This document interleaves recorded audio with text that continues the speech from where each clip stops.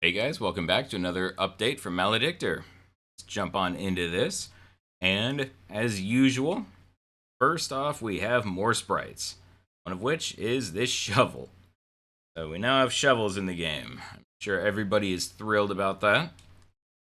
Next up, we have the assault pack, which I actually have right here. The assault pack works very much like the backpack from Doom. So it is very difficult to find, but once you do, it doubles your ammo amount and gives you ammo across the board. It did kind of show a little bit of an issue that's in the game right now, and that is the maximum ammo is, practically speaking, it's unobtainable. I did some testing, and you would need to pick up about 12 submachine guns in order to max out your bullet ammo, and that would be enough ammo to kill pretty much everybody on the map. Now, I am planning on putting tankier enemies in the game as it goes on, but I think that is still a little excessive. So, the good news is I haven't done any tweaking there yet.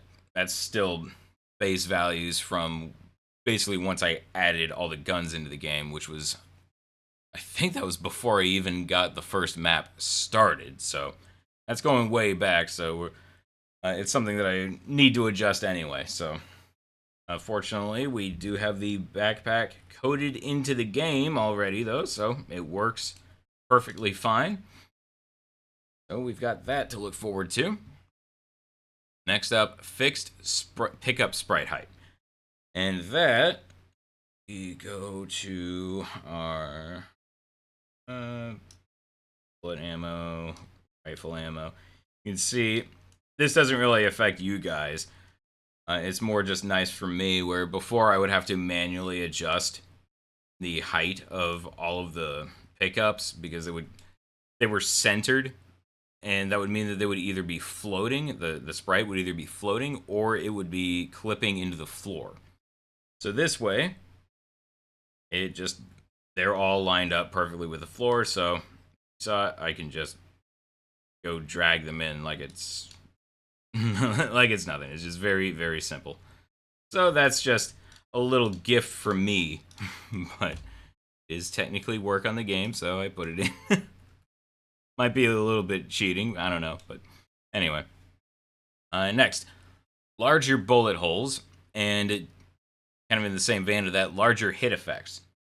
So one of the things that I was noticing was when you would shoot a wall or something, it was kind of hard to tell where you were hitting, but the bullet hole sizes and the effects were realistically sized. So that was kind of where one of those areas where you have to fight it out between realism and readability. So obviously, if you have to sacrifice good game mechanics for realism, then you might not have the greatest game.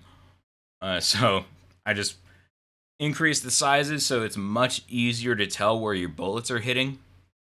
And not only does that just make it maybe a little bit more practical in terms of you can tell if you miss, like how much you missed by or whatever, but it's just nice to actually be able to see those effects as you're shooting. So the effects are much more noticeable now, and I think it looks much better.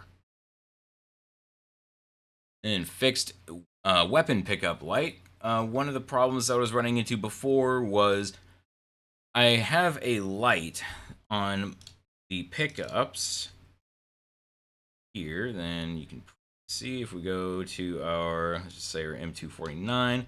Spoilers, yes, there's an M249 in the game. There you can see the light bulb icon. So this is basically, and I need to tweak the light values a little bit more, but the general idea is that if you're in a dark area, then you should be able to at least see that there's pickups around. Now, one of the problems was the light wasn't interacting with the sprite. And so that meant that you could see the light, but the sprite was basically pitch black because the light bulb wasn't lighting it up. And so that was just a matter of making these lights like transmit translucent light, so that way they interact with the sprites. So now it looks much, much better than it did. I still need to work on it a little bit to kind of figure out what I want for that, and I might change effects altogether. But the general idea is there, and it's working a little bit better now. Next up, fixed health, ammo, and armor pickup radius. So that one is, I originally had the pickups as boxes. They were box collisions instead of sphere collisions. So you can see now there's sphere collisions, which means that it will always be the same distance to pick them up, no matter what side it is. Because if it's a box, then you're going to naturally have shorter and longer sides. So if you approach it from the corner of the box, you can pick it up from farther away. Whereas if you approach it from one of the flat sides, then you have to get much closer to it. So this way, it's just an equal distance on all sides. Next up, multi-switches.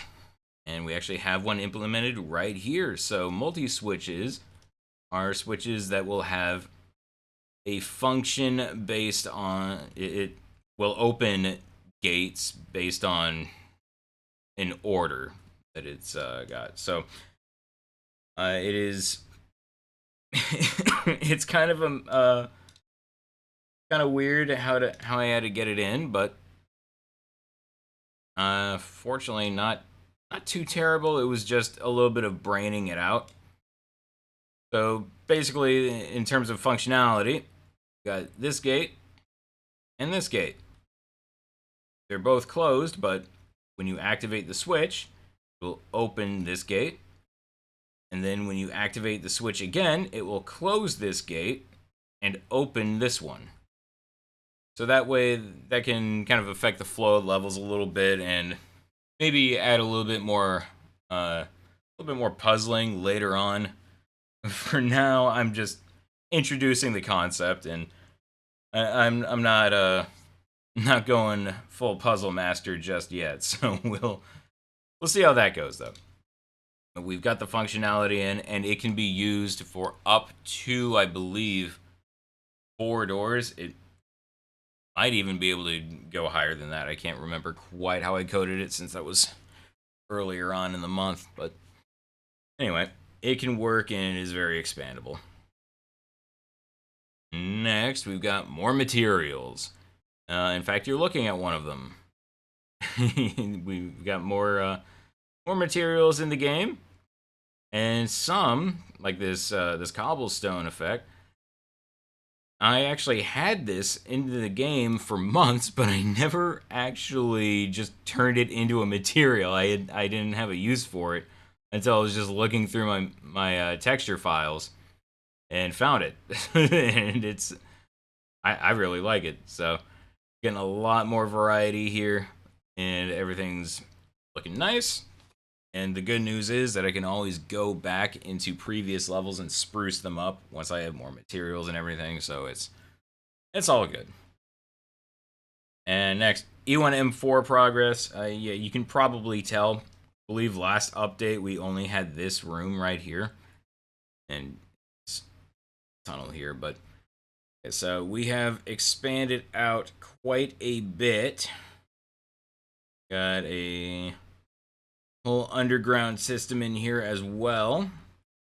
I would show you guys the level with the lighting enabled, but unfortunately I only have 2 lights put into the game right now, and that's mostly just for checking the area. But still, I am really enjoying how it's looking with the lights on. I'm excited to get the lights in and see how this level looks. But yes, we've got a lot of progress made since the last time you saw E1M4. And I'm also starting off with a much higher detail standard with it than before, so it's definitely taking longer, but I think the layout is the best I've done so far, and I'm really happy with the amount of detail that I've got in it right now. Obviously, I need to get way more detail in different areas in the map, and even in highly detailed areas like this. Highly, the higher detailed areas like this, I need to go in and spruce it up a little bit more still. But it's shaping up very nicely. Next, adjusted camera height. This one was one of the easiest fixes that made one of the biggest changes. So, originally, go into our player blueprint here, and we go into our viewport, you can see the camera right about where your eyes would be.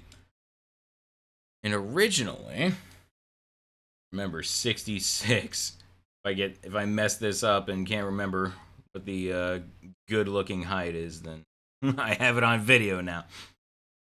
So originally it was about right here, which means you were looking kind of in through the top of your chest. So if we compile that, go into the game, you can see kind of, yeah, you know, everything looks all right. Everything looks a little high. That was my biggest issue, was that everything looked a little too tall. So then I went back in and just adjusted it from about 41 to 66. So now that we are looking through our eyes instead of our chest, very noticeable improvement there. And suddenly everything looks much more realistically scaled. So I am very, very, very happy with that change. And I feel like the game got much less cartoony once I did that. Before it felt like we were kind of like a little kid running around.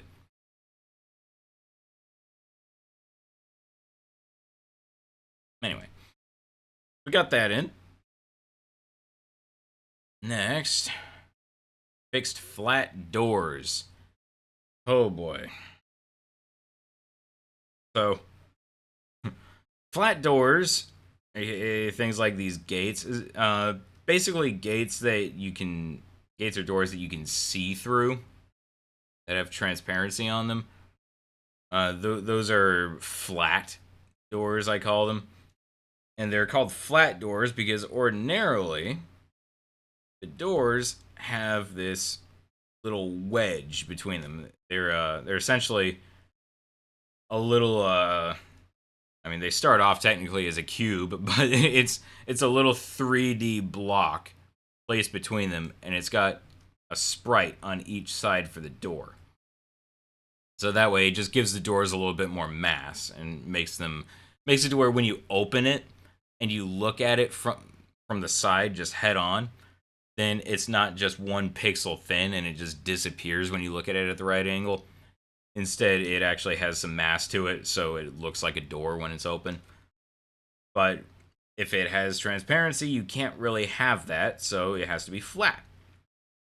And I found a big issue with the flat doors, where if you would save the game and then reload the save, then all of a sudden you would have you'd have two sprites, so you wouldn't have the wedge anymore, but you would have the two sides of sprites. So you would have one extra pair of sprites, and they would be really misaligned, and it obviously was not working correctly.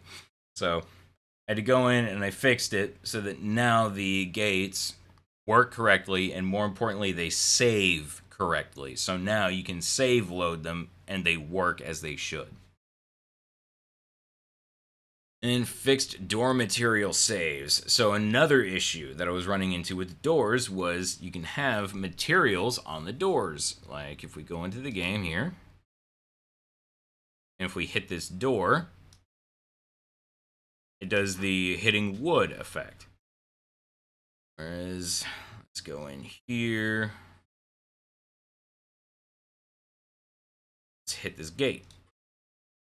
And we get the metal effect. The issue that we were running into before was that it was not saving the material override.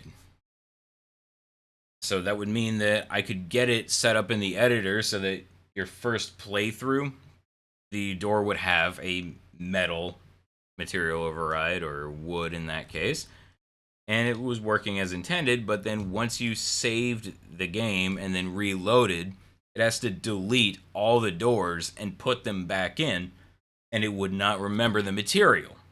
So I had to fix that. So now it does remember the material and it sets it correctly. It's fixed player and enemy projectile explosion height, and also fixed player and enemy projectile sprite height. So these both kind of go hand in hand here. Now, one of the issues that I was running into that I found was go into our weapon pickups and throw in our IED here. You can see how it's supposed to look. It's floating a little bit. We'll fix it. We'll fix it live. Don't worry. I know why that's floating. It's from a last minute adjustment on fixes that you did not see.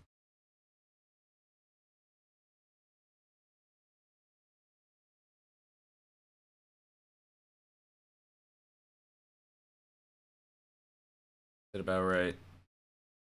It's clipping a little bit. Raise it up 1 pixel. I can't see because the arrow. Okay. Yeah, that looks about right. Okay. All right. So we got that fixed. Add another one to the list. Anyway, we've got our IEDs in here, and one of the problems that would happen was you would throw it, and if you tried to detonate it, half the time it wouldn't do any damage.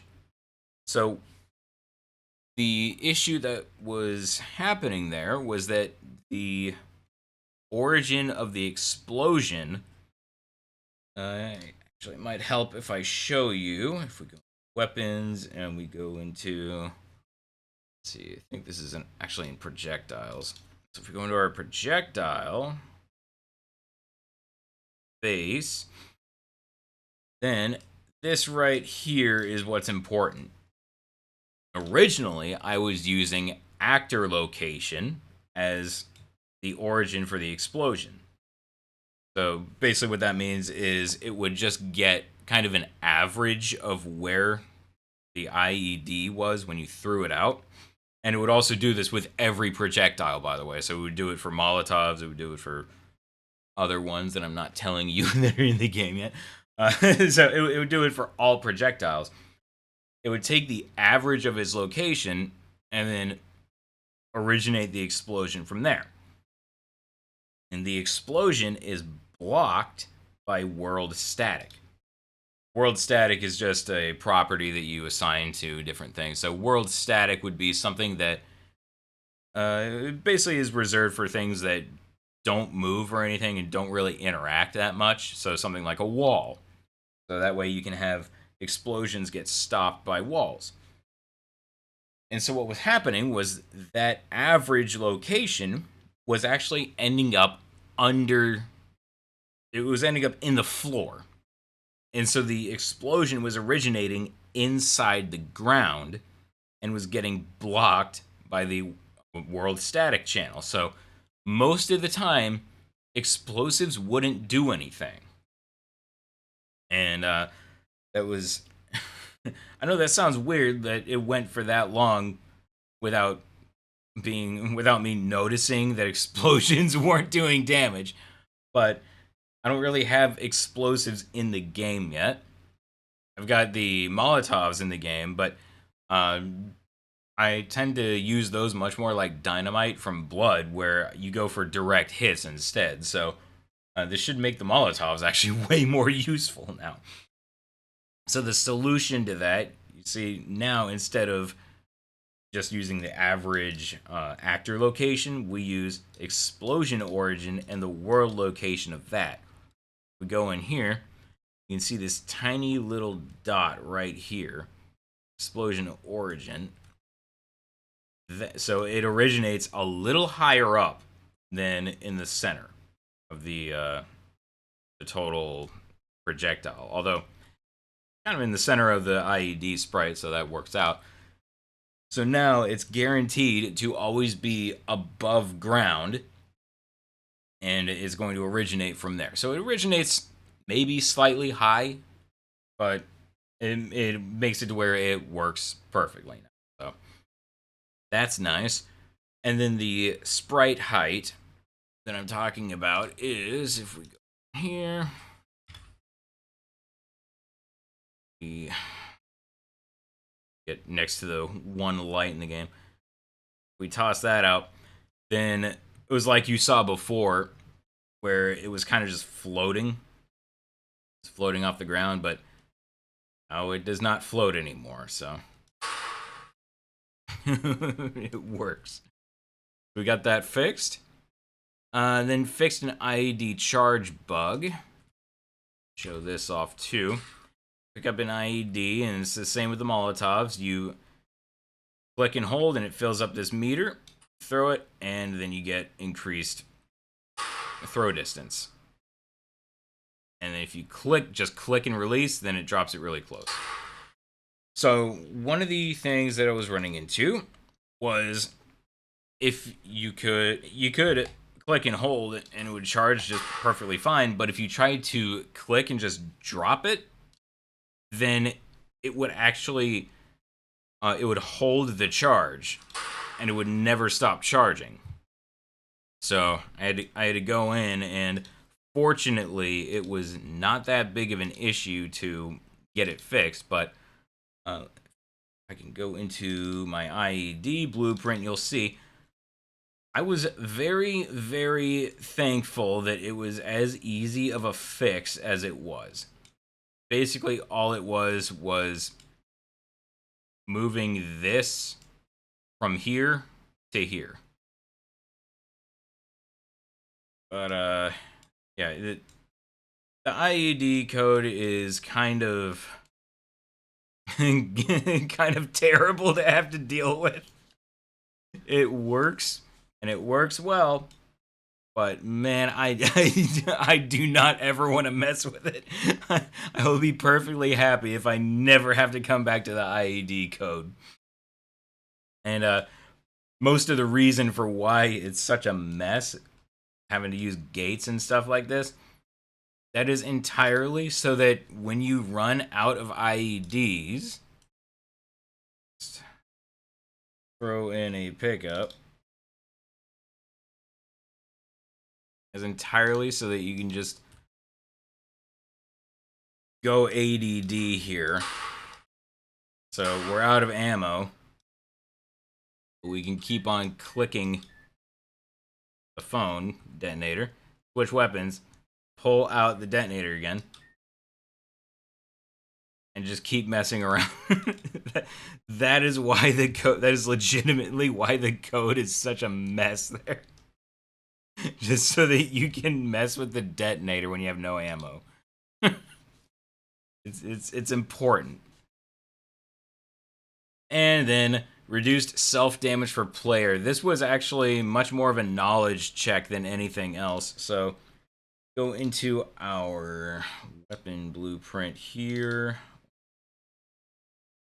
Weapon base, and go into our fire weapon here. You know, I work really, really hard to try to organize my code cleanly, so it's really, really nice and legible. Sometimes you just can't help it. Anyway, yeah, so, oh, geez, where?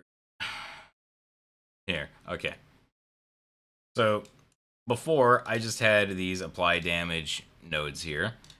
But what I did not have was a damage causer and put in here. So I went in and added get player character and plugged that into damage causer, so that now whenever something takes damage, now it is actually reporting who is causing the damage. So this it feels kind of strange that you would need to put that in, but basically what you're doing here is you're able to tell everything that when it takes damage from the player, that the player was the one who damaged them. So that way, you can get the player, you can get the player's information from the damage report, and then you can do something like match. You can put out code to match if it came from the player or not. So you can say on damage event. Actually, we can show you this. So our player blueprint, and we go into damage. Yes. So this is what a damage event looks like. The damage amount, the damage type, who it was instigated by, and the damage causer, which is... This is a weird distinction, and it is one of the reasons why it was kind of difficult for me to get this in previously. Because you have instigated by, which is a controller reference, versus damage causer, which is an actor object reference. And the difference between, say, the player character and the player controller is that the player controller is you. You're the one controlling the character. And they do that. That's important because if your character dies and it has to get rid of the old character and then spawn in a new one and you take control of them, it has to know that you are controlling them. So it's still you, but it's a new actor. Whereas damage causer would be the actor itself. And the reason why you need that distinction is, say you hit yourself with your own Molotov. If you got just the damage causer, then that would be the Molotov itself, because it's the Molotov that's actually causing the damage, but it's the player who threw it, so the controller, that is the person who actually caused it. So it's just making sure you are assigning blame correctly here. So now that we've got that description out, you can maybe see why it took me a little bit to actually get this in, because that's kind of a weird thing to understand. But once you understand it, it actually makes a lot of sense. So now we are able to see the controller of who caused the damage, and we are able to get the controller of our player. If they're equal, then we multiply the damage. Right now it is by 0.6, so you take 60% damage. And I like that. I like having that in there. The game is supposed to be hard, but I feel like it's much nicer to have a little bit of damage reduction for the player, for self-damage anyway. And then that also opens up some nice little tricks like damage boosting for speedrunners. I try not to tailor things to speedrunning. I'm a speedrunner, so I kind of know what's nice to have in that regard. But if I can add something in for speedrunning, that's kind of nice, and also either won't be noticed by normal players or also benefits normal players in a nice way, then it's a win-win. So we've got that in there now, so that's pretty nice. And that is about it for this update. This coming month, I'm going to be continuing work on the map. I'm going to be adding more detail in. I'm going to be still making more sprites. I still need to expand the map a little bit, just for a little extra fun. I need to make some more rooms and stuff like in here. But the overall layout of the map is nearly done. I'll be getting more sprites in, and I'm going to be doing another radio show on it. and I want to get another arcade game coded in as well. I kind of want every level to have its own radio. So I need to actually go back and make some other radio shows for the previous levels as well. And then if I can, I would like to have more arcade games in. I've got actually a little sneak peek here. Arcade props here. Actually have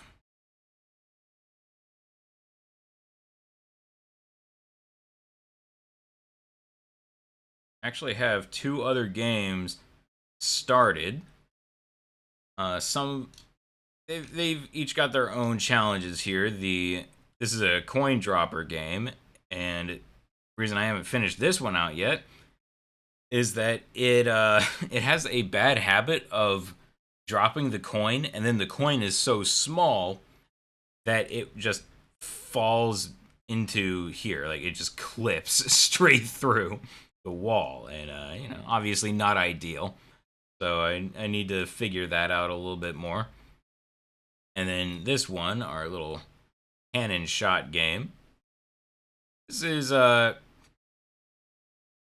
right so far. The concept needs tweaking, but I mostly stopped working on that because I felt like I was procrastinating going into E1M4 a little too much. So I left it for now. But I do have two other games planned so far, and a good amount of code put into them each. So I'll hopefully be able to get into them and have them worked on a little bit more. And I would like to get both of them into the game.